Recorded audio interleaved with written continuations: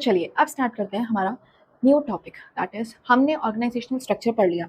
अब organisational structure ना, अगर स्ट्रक्चर है ना तो वो भी दो टाइप में होता है। क्या कि एक तो एम्प्लॉय सिर्फ और सिर्फ अपने काम से काम मतलब रख रहे हैं, आगे कौन है पीछे कौन है उनसे कोई मतलब ही नहीं है, कोई फ्रेंडशिप्स नहीं बन रहे, कोई इनफॉर्मल रिलेशंस नहीं बन रहे, कोई सोशल नीड्स फुलफिल नहीं हो रही है, सिर्फ काम काम काम। तो जहाँ पे ऑर्गेनाइजेशन सिर्फ काम काम काम करती है उन्हें हम बोलते हैं फॉर्मल रिलेशंस, है ना। और जहाँ पे काम के साथ साथ एम्प्लॉयज सोशल नीड्स भी कंप्लीट करते हैं। फॉर एग्जाम्पल पास वाले को फ्रेंड बना लिया, पास वाले को फ्रेंड बना लिया, फिर कि पूरी ऑर्गेनाइजेशन को आराम से अच्छा बिहेव करें, काम भी करें, लेकिन काम साथ साथ में हम क्या करें, हम पर्सनल रिलेशंस भी बना रहे हैं। तो जहाँ पे ये दोनों चीजें होती है उन्हें हम बोलते हैं इनफॉर्मल रिलेशंस। अब देखिए, अगर एक ऑर्गेनाइजेशन है तो ना तो कंप्लीटली फॉर्मल होनी चाहिए और ना ही वो कंप्लीटली इनफॉर्मल होनी चाहिए। क्यों?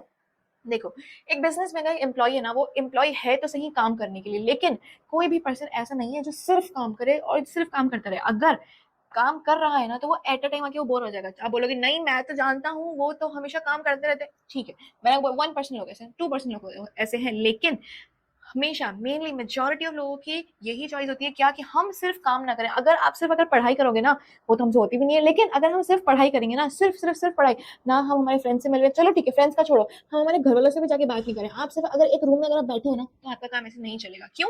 आपको उठना पड़ेगा, आपको बाहर लोगों से जाना पड़ेगा, आपको लोगों के साथ इंटरेक्ट करना पड़ेगा।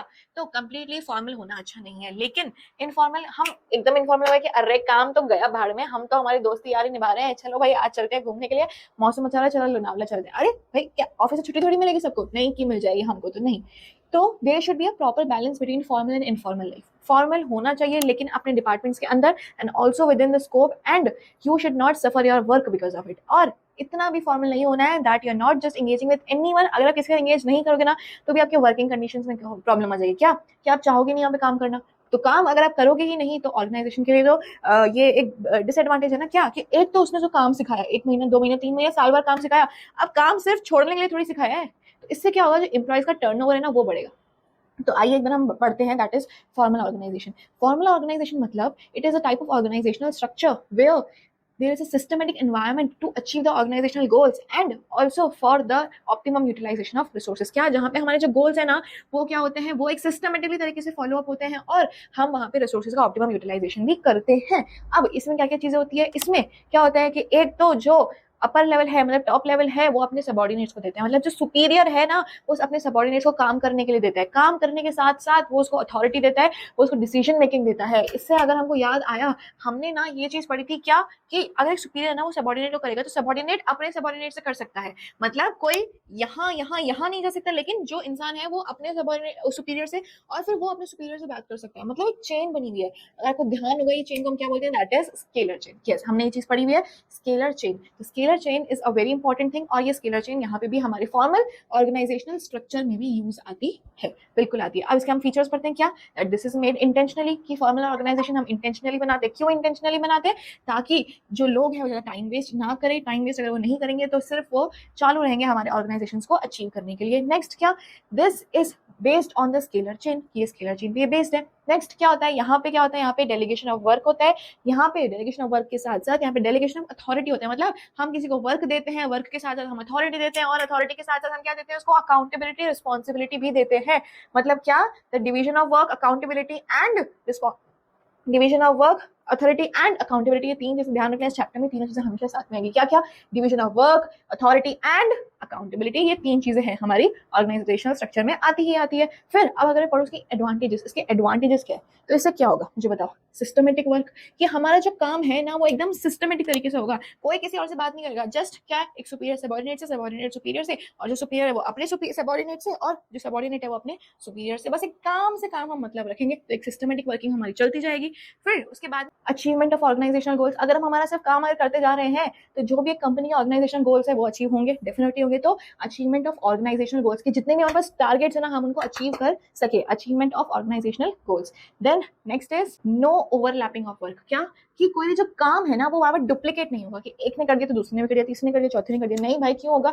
जब आपको ये काम दिया कि बस ये काम करो और आपको मतलब रखना ही नहीं है, किसी और को बोला कि नहीं आपको ये काम नहीं करना, लेकिन आपको अपने बिजनेस ऑर्गेनाइजेशन में आपको प्रमोशन करना है, तो जो ये चीज हो गई इसकी वजह से क्या डुप्लीकेशन नहीं होगा? डुप्लीकेशन नहीं होगा तो वापस आपकी ओवरलैपिंग भी नहीं होगी। That means no overlapping of work. Then इस सबसे हमारी ऑर्गेनाइजेशन में एक प्रॉपर जब एक डायरेक्शन फॉलो होती है, प्रॉपर चेन फॉलो होती है, मतलब कोऑर्डिनेशन।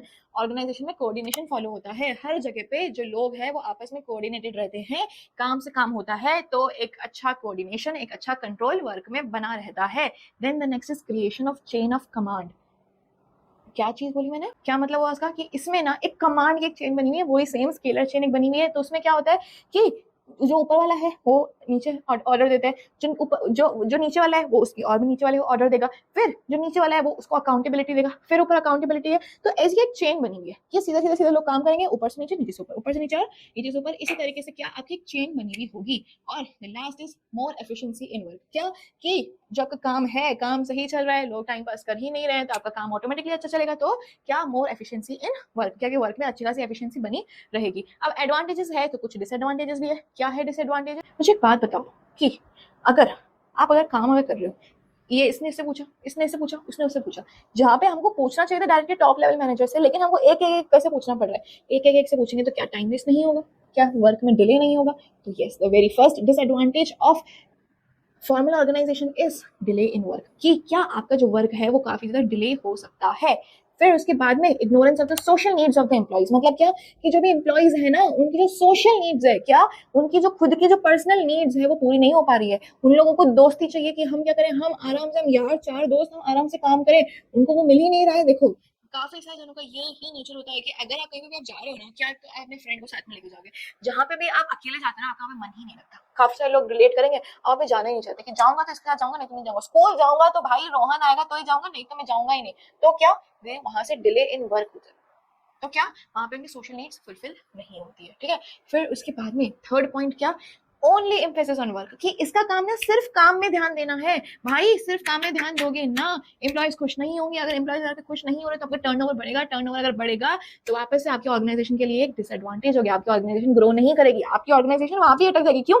क्योंकि जिस स्पीड पे उसको अब काम पढ़ना था अब वापस से वो कॉन्स्टेंट पे आ गया, जहां पे काम की ग्रोथ होनी थी वहां पे वापस अब स्टार्टिंग से सीढ़ियां चढ़ी जा रही है। तो formal organisation is good, but up to an extent all formal only formal organization can not succeed। तो ये होते हैं हमारे फॉर्मल ऑर्गेनाइजेशन के फीचर्स, एडवांटेजेस और डिसएडवांटेजेस। तो देखिए अभी हमने फॉर्मल पढ़ा, अब हम पढ़ेंगे दैट इज इनफॉर्मल।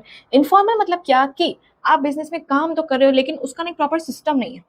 आपको कोई भी आके आपको काम दे रहा है, एक टॉप लेवल है ना, टॉप लेवल वाला भी आपको आके काम दे सकता है, और एक जो नीचे जो आपका जो सबॉर्डिनेट है वो भी आपको सजेशन ऊपर आके दे सकता है कि भाई देखो मैं काम करता हूँ स्टेज पे, आप वहां पे पॉलिसी बनाते हो लेकिन काम मैं करता हूँ, सुन, एक मेरा सजेशन है आपको सुनना चाहिए। तो जहाँ पे एक फिक्स्ड पाथ नहीं होता, लेकिन जहाँ पे आपकी वर्किंग हो सके not in a systematic manner but which में हैपन एफिशिएंटली एंड इफेक्टिवली। तो मुझे बात बताओ, लोगों को दोस्त बनाने में क्या मैनेजर की हेल्प चाहिए होगी क्या? नहीं। तो ये काम ना, अब हम फीचर्स अगर हम पढ़े ना, तो ये काम मैनेजर से नहीं होता, मतलब मैनेजर के कोई एफर्ट उसको डालने की नीड नहीं, ये काम अपने आप हो जाएगा। नेक्स्ट क्या कि ये ना बहुत ही इफेक्टिव वे है एम्प्लॉयज को हमारी कंपनी के अंदर टिकाए रखने की, एम्प्लॉयज को हमारी कंपनी के अंदर रखने की। फिर अगर इसमें उसके बाद बोलूं तो यहाँ पे ना कोई भी फिक्स्ड पाथ नहीं होता, काम कोई भी कैसे भी किसी भी तरीके से हो सकता है। नेक्स्ट क्या, कोई भी किसी से भी कम्युनिकेट कर सकता है, जरूरी नहीं है टॉप लेवल वाला उसके एकदम नीचे लेवल पे बात ना कर सके और नीचे वाला ऊपर जाके बात ना कर सके, दिस इज नॉट पॉसिबल, ऐसे नहीं होगा। कहीं पे भी कैसे भी करके काम हो सकता है, कहीं पे भी कोई भी कम्युनिकेट कर सकता है। और एक कंपनी कितना इनफॉर्मल है, this depends how a company is formal है। क्या बोला मैम आपने? मैंने ये बोला कि एक कंपनी का इनफॉर्मल होना कितना होना वो डिपेंड करता है कि वो कंपनी कितनी फॉर्मल है। मतलब पहले company needs to be formal, company काम करने के लिए बनी है। मान लो कि उसका क्या है कि अगर आप काम कर रहे हो ना, मान लो कि टाटा है, अब टाटा में ना, अब पहले के टाइम पे ऐसा था कि लोगों को ना सिर्फ काम करना था, लेकिन वहां पे जो उनके ओनर्स थे वो टाइम पे, वहां पे जो टॉप लेवल मैनेजर्स थे हमारे रतन टाटा, उन्होंने सोचा कि जब एम्प्लॉय सिर्फ काम कर रहे हैं तो लोगों का एक्चुअल अपना इंटरेस्ट नहीं बन रहा है, वो सिर्फ मशीन जैसे काम कर रहे हैं, खुद का दिमाग ही नहीं चला रहे, तो this is the wrong thing. तो अब उसके बाद में उन्होंने चेंजेस लाए क्या कि आप करो, आप काम के साथ साथ अपने पर्सनल आप रिलेशनशिप बना सकते हो कि आप क्या करो, आप किसी मैनेजर से जाकर डायरेक्टली आप बात कर सकते हो, आपकी कोई भी क्वेरीज है आप उनको जाके बताओ, आपको कोई भी सजेशन आप उनको जाके बताओ। फ्री टाइम में ऑफिस में पार्टीज रखो कि मान लो आपकी फंक्शन है तो ऑफिस में पार्टीज रखी जाएगी, तो इससे क्या होगा, लोग आपस में मिले जुलेंगे, लोग आपस में एक दूसरे से बात करेंगे और इससे जो एम्प्लॉयज है वो काम भी करेंगे और वो साथ में खुश भी रहेंगे, है ना। तो देखो इनफॉर्मल होना पूरी तरीके से बिल्कुल अच्छा नहीं है, लेकिन जहाँ पे एक बैलेंस बना रहता है फॉर्मल और इनफॉर्मल में, तो वो बहुत ही अच्छी बात है, राइट। तो अब अगर मैं बोलूँ इसके एडवांटेजेस वापस क्या होते हैं, देखो एडवांटेजेस क्या होगा, first of all fulfilling of social needs की फास्ट कम्युनिकेशन, क्या कि लोगों के बीच में कम्युनिकेशन जल्दी से हो सकता है, ऐसे नहीं पहले यहाँ जाओ फिर यहाँ जाओ फिर यहाँ जाओ, ऐसे नहीं होगा, आपका जो कम्युनिकेशन है वो काफी फास्टली हो सकता है।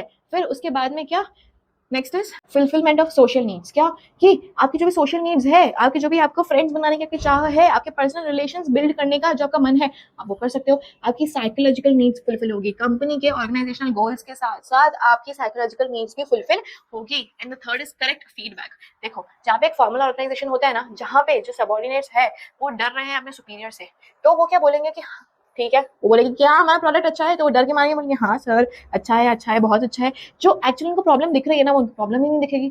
लेकिन अगर वहां पे अगर इन्फॉर्मल हुआ, मैनेजर ने आके पूछा, तो the employees are free to answer कि नहीं सर अच्छा है नो डाउट, लेकिन अगर आप यहाँ से चेंजेस करोगे ना तो वो ज्यादा बेटर होगा। मैनेजर एक तो बुरा मान सकता है कि है तूने क्यों मेरे को सजेशन दिया, लेकिन एक तरीके से ये भी हो सकता है कि वाह अच्छा सजेशन दिया, इससे क्या होगा, इससे जो प्रोडक्टिविटी है वो और बढ़ सकती है। तो इनफॉर्मल अच्छा होता है, लेकिन अब इसके कुछ डिसएडवांटेजेस भी होते हैं, क्या, डिले इन वर्क, आपका जो काम है ऑफकोर्स डिले होगा ना भाई, इसकी वजह से काम तो डिले होगा ही सही। नेक्स्ट क्या है, there is no system in the working, क्या कि एक सिस्टम नहीं है हमारी वर्किंग में, एक वर्कर कुछ भी कैसे भी काम हो रहा है सिस्टम के अकॉर्डिंग नहीं चल रहा है, तो जहाँ पे सिस्टम के अकॉर्डिंग नहीं चल रहा है, कोई भी कभी भी कैसे भी उठ के बात करे, काम करनी है और भाई चल चल ठीक है चलते बाहर चाय पी आते, लेकिन ऐसा तो होना नहीं चाहिए, एक सिस्टमेटिक मैनर नहीं है। तो ये डिसएडवांटेजेस है, क्यों, क्योंकि देखो अगर एक इंसान जो खुद से ही डिसिप्लिन है ना, तो वो काम भी करेगा और वो अपनी साइकोलॉजिकल नीड्स को फुलफिल भी कर सकता है, अपने दोस्त को भी टाइम देगा, लेकिन not at the cost of its work. लेकिन मान लो एक फ्रेशी है, आप लोग हो, आप लोग गए एक ऑर्गेनाइजेशन में, आप लोग एक बड़ी कंपनी में गए, आप लोग अभी अपने चिल मोड पे कॉलेज लाइफ एंजॉय करी, भले आप डिसिप्लिन हो, लेकिन जब वहाँ पे ऑर्गेनाइजेशन में आप देखोगे ना एनवायरमेंट कि मुझे रोक टोक करने वाला कोई है ही नहीं, मैं किसी की भी जाके कुछ भी बोल रहा हूँ, तो आप कुछ भी बोल दोगे, इससे आपका जो काम है वो बिगड़ सकता है। तो क्या वहाँ पे क्या है, वहाँ पे डिसएडवांटेज क्या है कि जो चीज़ें हैं वो सिस्टम में नहीं चलती है। फिर उसके बाद में दिस में गिव नेगेटिव रिजल्ट्स, क्या यहाँ पे ना नेगेटिव रिजल्ट्स हो सकते हैं, क्या नेगेटिव मतलब कि जो काम आप सही करना चाह रहे हो इनफॉर्मल के जैसे और बिगड़ गया, लोग काम ही नहीं कर रहे हैं, आप भले ही कितना डांट रहे हो, वो बोल बोल के डीट हो चुके हैं, उनको असर ही नहीं पड़ता, तो आपको भी फॉर्मल होना पड़ेगा। तो ज्यादा इनफॉर्मल होना नेगेटिव रिजल्ट अट्रैक्ट करता है। देन भाई स्प्रेडिंग ऑफ रूमर्स, लोग जितने बात करेंगे इसके बारे में हवा उड़ेगी, इसके बारे में हवा उड़ेगी, एक मैनेजर के बारे में बुराई कर रहे हैं, किसी और के बारे में बुराई कर रहे हैं, भाई जब बुराई चालू हो जाएगी, बिचिंग चालू हो जाएगी, रूमर्स चालू हो जाएंगे, तो क्या यहाँ पे रूमर्स फैल सकती है। फिर उसके बाद में next is it gives more interest to the individual interest, क्या कि वहां पे ना एक अकेले जो इंडिविजुअल है ना इंटरेस्ट, उसका ज्यादा ध्यान रखा जाता है इनफॉर्मल में, क्या कि वहां पे क्या करें, वहां पे इनफॉर्मली मतलब लोग अपने बारे में ज्यादा सोच रहे हैं और लोग ऑर्गेनाइजेशन के बारे में नहीं सोच रहे, तो it gives more emphasis on the individual work. तो बोलोगे आप कि मैम एक बात बताओ, जब ऑलरेडी इतना बुरा है तो क्या कोई कंपनी इसको अडॉप्ट करती होगी, क्या कोई चाहता ही नहीं होगा ना कि हम इनफॉर्मली ले लें, हम तो यही चाहते हैं कि फॉर्मल हो जाए। देखो कंपनी क्यों चाहती है इनफॉर्मल होना, देखो ये भी आप समझना। तो देखो अगर एक मैनेजर सबॉर्डिनेट से बात कर रहा है ना, तो वहाँ पे वो बहुत बड़ी बात हो जाती है, उनको वैल्यू मिल जाती है, उनको वैल्यू मिलती है ना, तो वो और अच्छी तरीके से अपना काम कर सकते हैं, उनकी काम करने की इंटरेस्ट में स्पीड में इन्हांसमेंट आ जाएगा, है ना। फिर उसके बाद में वहाँ पे एक सेंस ऑफ बिलोंगिंगनेस होगी, तो इंसान को काम करने का मन भी लगेगा, ठीक है ऐसा समझ में। जहाँ पे लोगों को लग रहा है कि हाँ मुझे रहना चाहिए, वहाँ पे तो ऑफकोर्स लोग रहेंगे ही नहीं ना। फिर उसके बाद में क्या, एक बोल रहा है कि यार मैं छोड़ के जा रहा हूँ, फिर उसका फ्रेंड बोल रहा है यार क्या करेगा तो छोड़ के जाके, यहाँ पे देखो 10,000 रुपये एक्स्ट्रा मिलेंगे, यहाँ भाई है ना तेरा, साथ में रहेंगे दोनों मस्त, तो वो बोलेगा कि हाँ यार बात तो सही है, रुक जाता हूँ, क्या पता दूसरी ऑर्गेनाइजेशन में लोग मिले नहीं मिले, लोग तो बहुत जरूरी है। तो यहाँ पे क्या हो सकता है, यहाँ पे ना लोगों की वजह से, इनफॉर्मल रिलेशंस की वजह से एक तो आपका टर्नओवर कम हो जाएगा, उसके बाद में जो इन्फॉर्मेशन है ना वो आप बहुत इजीली गैदर कर पाओगे और आप सबके पर्सनल इंडिविजुअल्स के बारे में जान पाओगे, इनकी आप कैपेसिटी आप जान पाओगे, ठीक है। फिर इससे क्या होगा, आपका टाइम वेस्ट नहीं होगा, मतलब आपके वर्क में कोई भी डिले नहीं होगा। और क्या हो सकता है, एक बैलेंस्ड फॉर्मल और इनफॉर्मल ऑर्गेनाइजेशन ना काफी, एक बैलेंस्ड फॉर्मल और इनफॉर्मल ऑर्गेनाइजेशन ना एक ऑर्गेनाइजेशन ना स्मूथ फंक्शनिंग कर सकती है। क्या मतलब हुआ इसका कि अगर जहाँ पे फॉर्मल और इनफॉर्मल दोनों साथ में मिक्सड है ना, कि लोग काम कर रहे हैं और जब उनको काम नहीं है वो इनफॉर्मल रिलेशंस भी बना रहे हैं, तो वो बहुत हेल्प करता है ऑर्गेनाइजेशन के ग्रो होने में। जब तक आपके अंदर के लोग खुश नहीं होंगे ना, तब तक आप आगे भी किसी को खुश नहीं कर पाओगे। तो पहले इंटरनल एनवायरनमेंट अगर वो बहुत अच्छा है तो बहुत चांसेस हो सकते हैं आपके एक्सपेंशन और ग्रोथ के। तो ये थे हमारे एडवांटेजेस, डिसएडवांटेजेस और क्या strategic uses of the informal organisation. तो स्टूडेंट्स, हमने अभी तक इसके काफ़ी इंपॉर्टेंट टॉपिक्स कवर अप कर लिए हैं और अब हम आगे बढ़ेंगे, that is towards delegation of authority. क्या बोला मैंने? Delegation of authority. देखिए, डेलीगेशन ऑफ अथॉरिटी का मतलब क्या होता है? डेलीगेट करना, अगर मैं नॉर्मल आपसे इंग्लिश वर्ड पूछूं, डेलीगेट मतलब किसी को कुछ चीज़ देना, किसी को कुछ चीज़ सौंपना, राइट? तो जो मैनेजर्स होते हैं ना, वो कुछ काम वो अपने सबॉर्डिनेट्स को, वो एम्प्लॉयज़ को सौंपते हैं कि आपको ये काम करना है। क्या आपको ये काम करना है? अब उन्होंने काम किया, उन्होंने उनको काम सौंप दिया, लेकिन उस काम को देने के साथ साथ क्या उनको उस काम को करने की परमिशन देनी होगी? बिल्कुल। परमिशन दे दी तो क्या कुछ उनको पावर्स देनी होगी कि आप उन चीज़ों को आप यूज़ कर सकते हो? बिल्कुल देनी पड़ेगी। तो देखो बच्चों, अगर आप कोई भी चीज़, अगर आप मैनेजर अगर उस इंसान को, एक एम्प्लॉयज़ को, उसके एक सबॉर्डिनेट को वो वर्क देता है ना कंप्लीट करने के लिए, तो उसके साथ साथ में उसको देनी होती है अथॉरिटी। मतलब along with the delegation of work you also need to give the authority to complete that task। उसको अचीव करने की, कंप्लीट करने की जिम्मेदारी उस सबॉर्डिनेट की होती है, लेकिन उसको अचीव करने के लिए आपको ऑफ कोर्स उसको कुछ ना कुछ पावर्स देनी ही होगी। एग्जाम्पल, इलॉन मस्क ने ना, मतलब उनकी कंपनी ने ना एक न्यू कार बनाई, टेस्ला का एक न्यू मॉडल उन्होंने बनाया, ठीक है। अब मॉडल बना दिया तो सिर्फ वो डायरेक्टली लॉन्च थोड़ी हो जाएगा, उसके लिए हमको टेस्टिंग के लिए देना होगा। इलॉन मस्क ने टेस्टिंग के लिए दी होगी, तो ऐसे ना इलॉन मस्क ने 10 लोगों को मान लो टेस्टिंग के लिए दी होगी। अब उनका काम क्या है कि आप चला के देखो, जो न्यू फीचर है उसको अलग अलग तरीके से यूज करके देखो, मुझे बताओ कि जो भी आपके जो स्टैंडर्ड्स है, जो हमने चीज बोली है, क्या वो चीज में प्रॉपर फंक्शनिंग हो रही है कि नहीं हो रही है। और अगर हो रही है तो मान लो अगर आपको कोई और चीज की नीड है तो हमको वो भी सजेस्ट दो। ठीक है, बिल्कुल कर दिया। उनने उनको रिस्पॉन्सिबिलिटी दे दी, लेकिन उनको ये परमिशन ही नहीं दी क्या कि आप मेरे शोरूम में जाके आप कार्स ले सकते हो। तो जब तक परमिशन ही नहीं दी तो काम क्या होगा? डेफिनेटली नहीं होगा। तो फिर इलॉन मस्क जाके 10 दिन बाद ये नहीं बोलेगा कि भाई तुमने काम क्यों नहीं किया। अरे बोलेंगे सर दो हमको, पहले हमको अथॉरिटी दो, हमको पहले पावर दो कि हम आपके शोरूम में जा सके। जो गाड़ी अभी तक लॉन्च ही नहीं हुई है हम जाके इसको लेंगे कहाँ से? हमको आपने अलाउड ही नहीं किया। तो सॉरी, चलो ठीक है दिया। तो जहां पे आप रिस्पॉन्सिबिलिटी दे रहे हो ना, वहां पे आपको अथॉरिटी भी देनी पड़ेगी। अथॉरिटी ना, that authority should only for that responsibility. मतलब आपको सिर्फ उतनी ही अथॉरिटी देनी है जितना आपने रिस्पॉन्सिबिलिटी दी है। फॉर एग्जाम्पल, आपने बोला जाओ, इलॉन मस्क ने बोला कि जाओ, चलो ठीक है तुमको दिया। अब एक बात बताओ, परमिशन उन्होंने दे दी, तो जो यूज करने वाले ना उन्होंने तो फायदा ले लिया कि सर ने कोई टाइम लिमिट तो दी नहीं है कि हम कभी भी जा सकते हैं। मान लो 1 महीना हो गया, हम तो 3 महीने बाद भी हम उसकी टेस्ट ड्राइव कर रहे हैं। हम चले गए किसी भी शोरूम में चले गए, बोला कि अरे देखो इलॉन मस्क के पास क्या डिटेल्स है हमारे पास, उन्होंने बोला हमको, उनकी अथॉरिटी हमारे पास कि चलो निकालो। ऐसा नहीं। The authority should also be equal to the responsibility that you are giving. Authority should not be more than the responsibility and it should also not be less than the responsibility. अगर Elon Musk उनको बोल रहा है ना कि आपको ये power है, तो उनको सारे फीचर्स करने की उनको अलाउड होना चाहिए। ऐसे नहीं कि जो फीचर हमने बनाया है या कुछ बचा कुछ है, खाली स्पेसिफिक चीजें दे दिया। चलो ठीक है, अगर आपने स्पेसिफिक, अगर आपने चीजें दिया ना, तो अपने गोल भी ये रखो कि आपको सिर्फ उन स्पेसिफिक चीजों की आपको टेस्टिंग करनी है। मान लो आप बोल रहे हो कि आपको जितने भी कार्स में सारे फीचर्स है, आपको उनका सबका आपका एक समरी बना के देना है, या फिर आपको उनके अकॉर्डिंग जितने भी चेंजेस है आपको वो देने हैं, और आपने अगर आपने पूरा आपने अलाउड ही नहीं किया तो वो नहीं चलेगा। मतलब क्या हो गया कि आपकी रिस्पॉन्सिबिलिटी और आपकी जो अथॉरिटी है वो इक्वल होनी चाहिए। चलो ठीक है, अब रिस्पॉन्सिबिलिटी दे दी, अथॉरिटी हो गई। रिस्पॉन्सिबिलिटी सुन के एक जो एम्प्लॉय था उसने 5 दिन उसने ट्राई किया, 5 दिन उसने छोड़ दिया कि अरे कौन करेगा मसले नहीं। जहाँ पे जब इंसान रिस्पॉन्सिबिलिटी देता है ना, तो वो उस इंसान से चाहता है कि वो मुझे उसका रिजल्ट लाके दे, मुझे उसका वो जो टेस्ट है ना, जो उसका जो रिजल्ट है वो लाके दे मुझे। मतलब जिस काम के लिए मैंने उसको बोला है ना, जो काम करे तो वो काम कंप्लीट भी होना चाहिए। तो जहाँ पे जो काम कंप्लीट होना चाहिए, मतलब उस पर एक ऑब्लिगेशन इंपोज हो गई कि भाई काम करना ही करना है, उसकी एक रिस्पॉन्सिबिलिटी हो गई कि मुझे काम करना है। तो इसी ऑब्लिगेशन को हम एक नया वर्ड बोलते हैं, दैट इज क्या? अकाउंटेबिलिटी। क्या? अकाउंटेबिलिटी। तो मतलब जब एक काम डिवाइड होता है, डिवाइड के साथ साथ में उसको अथॉरिटी दी जाती है, अथॉरिटी के साथ साथ में उसको अकाउंटेबल भी होना पड़ता है कि आपने मुझे काम दिया है, ये काम मैंने इतना किया है। ठीक है, तो जो ये जो 3 चीजें जो हो चुकी है ना, इसको हम बोलते हैं delegation of authority. Delegation of authority सिर्फ काम देना नहीं होता, लेकिन काम देने के साथ साथ अथॉरिटी देना और अकाउंटेबिलिटी लेना भी होता है। समझ में? अब मैम अकाउंटेबिलिटी मतलब क्या एग्जैक्टली होता क्या कि हमने कोई काम किया वो काम का देना नहीं। अकाउंटेबिलिटी मीन्स कि अगर आपने कोई काम आपको गिवन है, अगर वो काम आपने नहीं किया तो क्यों नहीं किया वो आपकी जिम्मेदारी बन जाती है। आपका काम ये था कि कि वो जो ड्राइवर्स थे उनको ट्राई करना था, उनको एक्चुअल रिव्यूज देने थे। अगर मानो उन्होंने झूठ रिव्यू दे दे और उसके चक्कर में आगे अगर कोई लॉस हो गया ना, तो फिर वो किसकी अकाउंटेबिलिटी होगी? वो उन टेस्ट ड्राइवर्स की अकाउंटेबिलिटी होगी। क्यों? क्योंकि उनका काम था कि हम उन्हें एक्चुअल रिव्यूज दें, जो एक्चुअल प्रॉब्लम्स है वो हम उन्हें बताएं। तो ये तीनों चीजें साथ साथ में चलती है, ठीक है।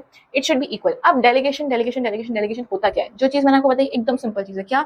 Delegation is the process of interesting responsibility and authority to the subordinates and creating accountability on those employees who are interested with the delegation and authority। क्या मैम, क्या बात को घुमा दिया? बस मैंने सिर्फ बात को घुमा के बोला इंग्लिश में। क्या कि डेलीगेशन एक ऐसा प्रोसेस है जिसमें हम रिस्पॉन्सिबिलिटी एंड अथॉरिटी देते हैं सबॉर्डिनेट्स को, और हम अकाउंटेबिलिटी मांगते हैं उस पर्सन से, उस सबॉर्डिनेट से जिसको हमने रिस्पॉन्सिबिलिटी एंड अथॉरिटी दी है।